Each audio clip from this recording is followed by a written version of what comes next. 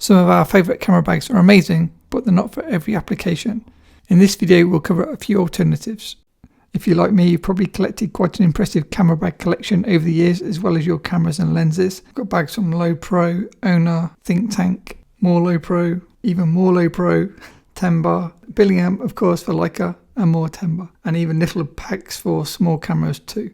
If you had to recommend one bag, let me know in the comments which is your favourite bag. Of all of these bags, I tend to use a 3 or 4 bag system. So this is my Low Pro carry-on luggage, so it's a 10 kilo bag and fits in the airline kind of overhead locker.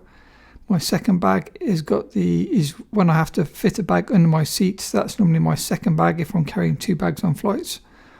My do everything bag is my little Billingham Hadley digital, and then my undercover sneaky bag is an old satchel with a 10 bar padded cell inside, and that way if I'm in say a dodgy area or something, I can have my Leicas inside there, and from the outside it just looks like a scruffy old lunch bag or something like that. So those are my 4 bags.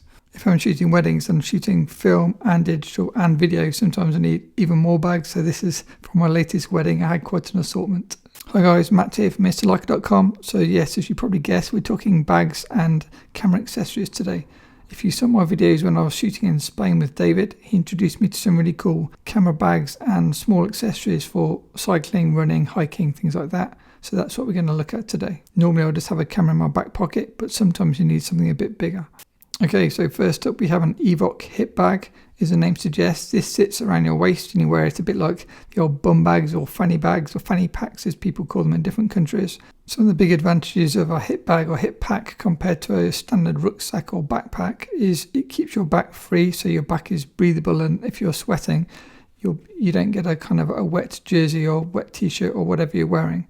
Another advantage is because it's sitting on your waist, you can have a heavier load and it's not bouncing around so much, and you don't feel any kind of weight in your shoulders because it just sits on kind of your hip bone. The design of this bag is really pro. I was really impressed. I've not seen one of these up close before. And as you can see, it's got a waterproof cover. You can fit a tripod underneath. It's got like an outer pockets where if you're say running or I don't know hiking and you just want to have a water bottle on the outer pocket, and I don't know sweets, keys and things on the end pockets, or tools in this case for cycling, you can then fit all your main cameras on the inside and still have all your essentials on the outside, which I thought was really good. On the front pocket you saw before, you can put your mobile phone in or your inner tubes or whatever, depending on what activity you're doing. We managed to get one full-size mirrorless camera, this small like a CL mirrorless camera, and a lens bag, and then you could get another lens pouch on top of that as well. So I think you could easily get 2 bodies and say 2 or 3 lenses in this bag, plus your phone, plus a water bottle, plus everything else you might need, snacks, things like that. I had a look on Amazon, and the full name, as you can see there, is called E-Ride 3, Evoc Hitback Pro E-Ride 3. Although there are different versions, so have a look on Amazon if you want to see the different versions and different prices. If you saw the previous video, you'll see me raving about the UltraPod 2, this little tiny tripod which David had.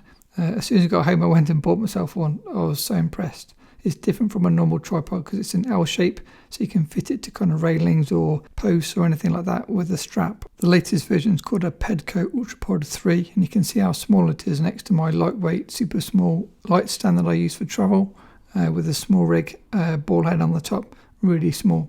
If you want something bigger but still compact and lightweight for say travel or hiking up a mountain, this is a Ciroi carbon tripod. I think that's how you pronounce it. I use the same brand for my monopod. I've got a carbon monopod and it's amazing. You can see how small it is next to the tripod I just showed you. It is really small. Considering it extends to I think 42 or 47 centimeters. And it does all the normal stuff that tripods do. It's got a hook underneath. It's got a ball head. You can see on Amazon there's quite a few different variations and different heights. So the one I'm looking at is the AM2223 mini tripod, that one. And it is one of the smallest tripods I've seen. I'm sure there's cheaper versions, but it seems a quality bit of kit, and I like my Ciroi monopod. I've had it for years and it does everything. You can see it goes flat to the floor as well as all the other shapes, which is useful for certain situations. David, like me, having quite a camera collection and bag collection, said his second favourite bag of all the bags he'd tried for cycling especially is the Think Tank Messenger bag, as you can see here. This is a single strap bag where you can spin it around to easily access stuff without kind of stopping. So it's really lightweight and quite compact and quite narrow. So for any of you keen or thinking about aero cycling, stuff like that, trying to have no wind drag, you can see it is quite small. And it does have a thick shoulder strap, so it's not going to cut into you if you've got any kind of weight and you carry it around all day, as well as a waistband strap, so it's not going to come loose. It stays in position when you're, say, riding or walking because of the waistband. If we take a closer look, you've got a slim pocket on the back where you can keep your mobile phones and anything super slim like that. On the front, you can put your keys, lens filters, lens wipes, smaller things. And then on the inside, you've got space for cameras and lenses. It actually takes more than you'd expect. So here's a full-size mirrorless camera, something like a Leica SL with a biggish lens, the Leica CL as you saw with a lens, and also another lens on top. So 3 lenses, 2 bodies easily fits in. I checked on Amazon once I got back to UK, and this is called a Think Tank Style 10 V2 messenger bag, as you can see on the screen. I can put some links below to all of the stuff I've shown in this video if anyone's interested, and you can check the prices in your area and the different versions available. If we start doing lots of these photography workshops in Spain and I'm cycling around every week, I definitely would get the hip bag versus the rucksack of the two I showed you, because I prefer the slightly bigger capacity and the weight on my hips and an open back because I'm always too sweaty. And lastly, a big congratulations to Ross Miller for winning my monthly giveaway. Get in touch, details below. Thanks as always to my amazing patrons, and see you in the next video.